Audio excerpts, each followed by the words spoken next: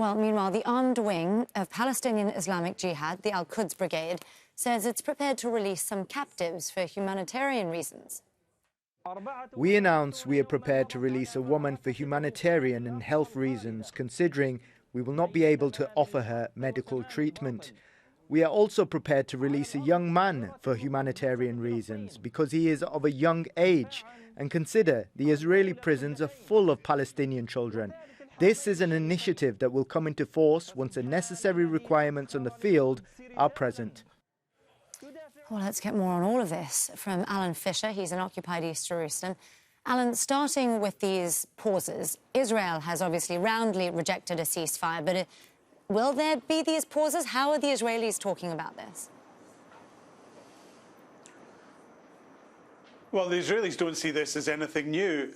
It would be almost fair to say they're quite surprised at the excitement over the White House announcement. They say their policy will continue. There will be tactical delays, tactical pauses to help them in their operation of trying to move people out of northern Gaza into southern Gaza. And this is just a continuation of the existing policy.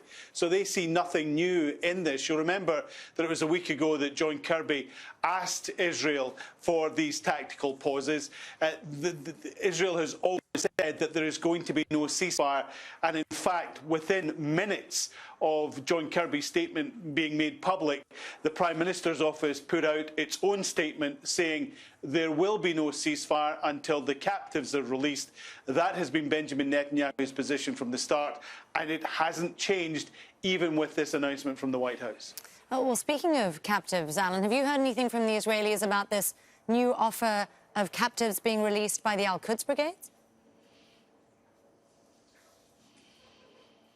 Well, they're certainly dismissive of a video that was released within the last couple of hours which showed a 77-year-old woman and a 13-year-old boy. Now, the suggestion would be that these are the two that are being talked about as possible people to be released.